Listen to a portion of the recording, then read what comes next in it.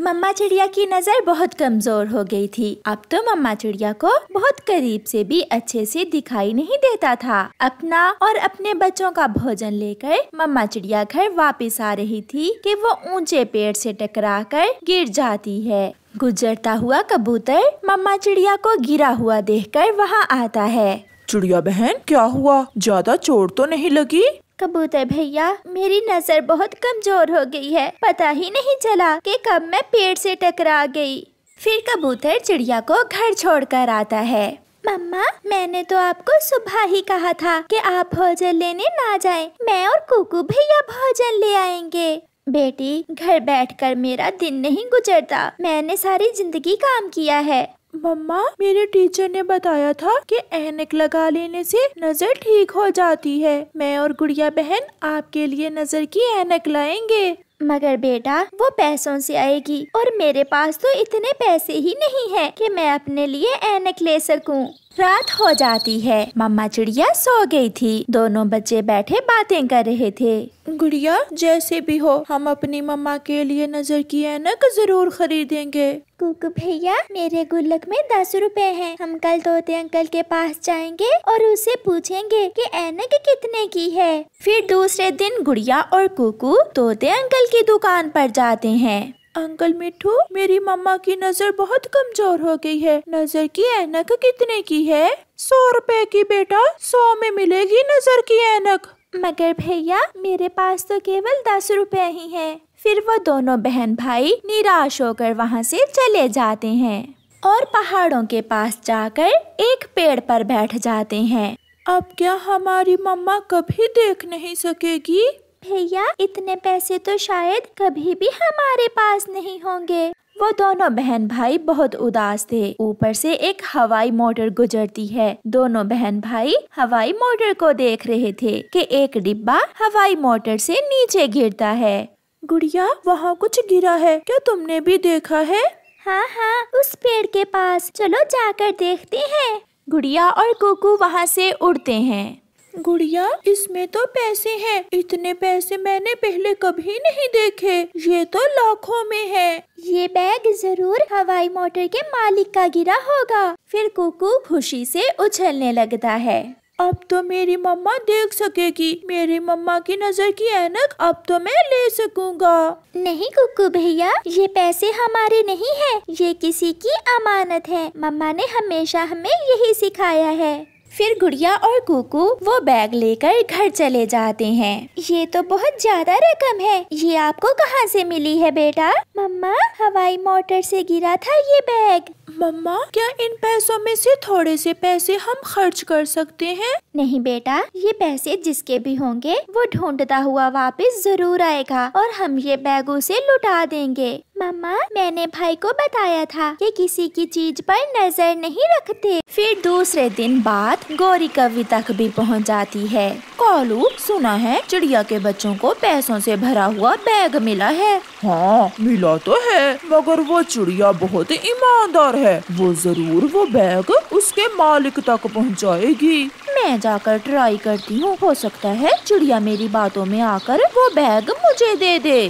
फिर गौरी कवि चिड़िया के घर जाती है। चिड़िया, चिड़िया, कहाँ है वो बैग जो तुम्हारे बच्चों को मिला है? मैंने तो वो बैग संभाल दिया है। बच्चे कहाँ हैं? वो दाना लेने गए हुए हैं और जंगल में पक्षियों से पूछने कि वो बैग किसका है। किसका है? क्या मतलब? वो बैग मेरा है। मैं कल दिल्ली से आ रही थी कि मेरा वो बैग रास्ते में गिर गया। ऐसे कैसे मैं वो बैग आपको दे दूं? पहले आप कोई निशानी बताओ। बैग किस रंग का है और बैग में कितने पैसे हैं? काला, काले रंग का है वो बैग। हाँ गौरी, रंग तो काला ही है उस बैग का। देखा देखा, मैंने कहा था ना कि वो बैग मेरा ही है। वो तो कमबख्त मैं हवाई मोटर की खिड़की के पास बैठी हुई थी कि मेरा बैग नीचे गिर गया। और उस बैग में पैसे कितने हैं? मैंने तो रास्ते में हवाई मोटर में भीख मांगने वालों को भी हजारों रुपए दिए थे। अब मुझे क्या मालूम बाकी कितने बचे होंगे। यही कोई 1 लाख 2 लाख तो होंगे उस बैग में। झूठ, ये तो झूठ है। वो बैग तुम्हारा है ही नहीं। जाओ, तुम यहाँ से जा सकती हो। चिड़िया, वो बैग मेरा ही है। अगर तुमने सीधे से वो बैग मुझे ना दिया तो मैं छीन लूंगी तुमसे वो बैग। जा जा, अपना काम कर, बड़ी आई छीनने वाली। वो बैग जिसका हुआ मैं उसे लुटा दूंगी। गुस्से में गौरी कौवी वहाँ से चली जाती है। माँ, मेरा बैग कहाँ है? मुझे क्या मालूम बेटी, वो बैग तो मैंने हवाई मोटर की विंडो में ही रखा था।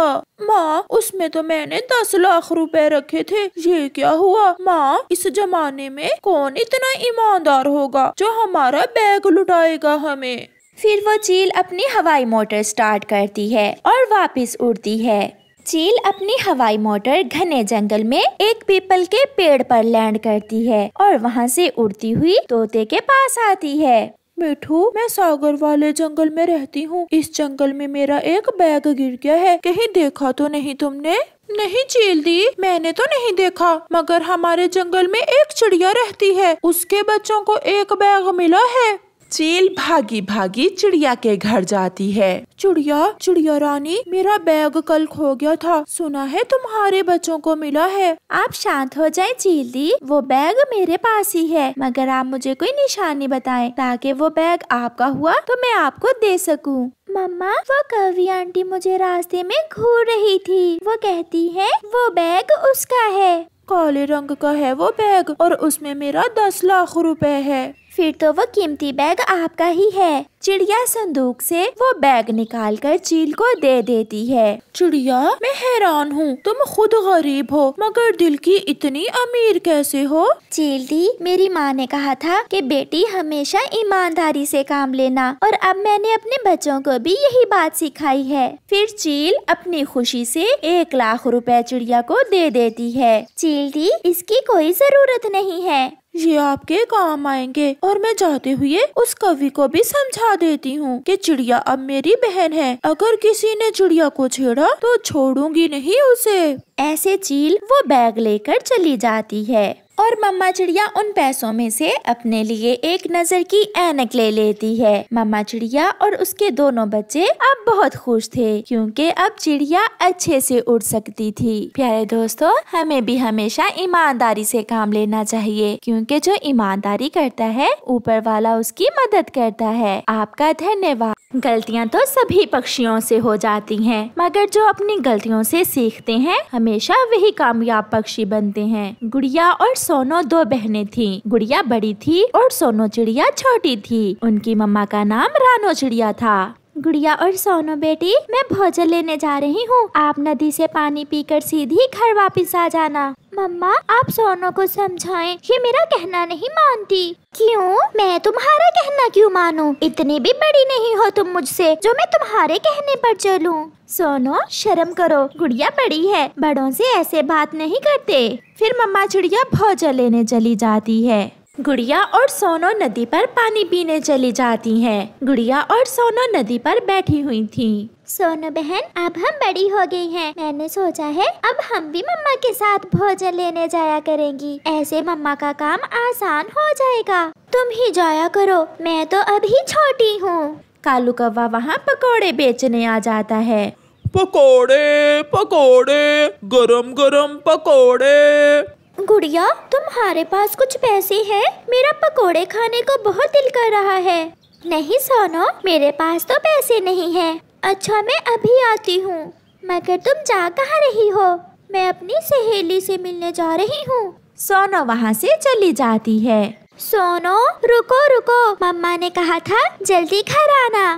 मगर सोनो तो चली जाती है। सोनो सीधी अपने घर जाती है। वो अपनी माँ की चीजें इधर उधर करके देखती है और फिर संदूक से उसे मम्मा का रखा हुआ 100 रुपए मिल जाता है। पैसे मिल गए, अब मैं जी भर के पकोड़े खाऊंगी। सोनो अपनी मम्मा का रखा हुआ 100 रुपए लेकर घर से निकलती है। कालू कौवा भी उसी तरफ आ रहा था। अंकल अंकल अंकल कालू, ये ले पैसे, मुझे पकोड़े दे। 100 का नोट देखकर कालू खुश हो जाता है। ये तो छोटी है, इसे क्या मालूम 100 के कितने पकोड़े आएंगे। कालू गुड़िया को थोड़े से पकोड़े दे देता है। गुड़िया खुश हो जाती है। और वहीं एक पेड़ के नीचे बैठकर पकोड़े खाने लगती है। गुड़िया भी घर पहुंच गई थी। अभी तक नहीं आई ये सोनू की बच्ची, अगर मम्मा आ गई तो डांटेंगी। गुड़िया की बात करते ही सोनू भी आ जाती है। ऐसे घूर घूर कर क्या देख रही हो? मैं कोई चोर हूँ? मैंने आपको पीछे से आवाजें दी मगर आपने मेरी एक न सुनी। सोनू किसी की नहीं सुनती, बस अपने दिल की मानती है। शाम हो जाती है। आज के लिए ये दाना बहुत रहेगा, मेरी बच्चियाँ भूखी होंगी, मैं जल्दी से घर जाती हूँ। मम्मा चिड़िया अपनी बेटियों के लिए दाना लेकर घर आती है। गुड़िया और सोनू देखो, आज मैं अपनी बेटियों के लिए सरसों के दाने लाई हूँ। सरसों के दाने गुड़िया ही खाएगी, मुझे तो भूख नहीं है। क्यों बेटी, आपने क्या खाया है? मगर गुड़िया चुप रहती है। वो अपनी मम्मा को ये नहीं बताती कि इसने तो कालू अंकल से जी भर के पकोड़े खाए हैं। गुड़िया दाना खाने लग जाती है और मम्मा चिड़िया भी थोड़े से दाने खा लेती है। रात हो जाती है। आधी रात को गुड़िया को तेज बुखार हो जाता है। सोनू सोनू उठो मेरी बहन, मुझे तेज बुखार है। गुड़िया तुम्हारा शरीर तो चल रहा है, मैं मम्मा को जगाती हूँ। मम्मा मम्मा उठे, गुड़िया बहन को तेज बुखार है। मम्मा चिड़िया भी उठ जाती है। क्या हुआ मेरी बच्ची को? मम्मा पंखों में बहुत दर्द है और सर में भी। मम्मा मेरी सांसें रुक रही हैं। ये सुनकर सोनू रोने लग जाती है। गुड़िया बहन आपको कुछ नहीं होगा, मुझे बुखार हो जाता, मेरी बहन को ना होता।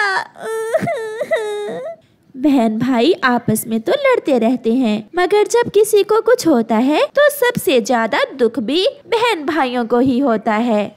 चुप कर जाओ मेरी बेटी, चुप कर जाओ। चलो मेरे साथ, हम बुलबुल से गुड़िया की दवा लेकर आते हैं।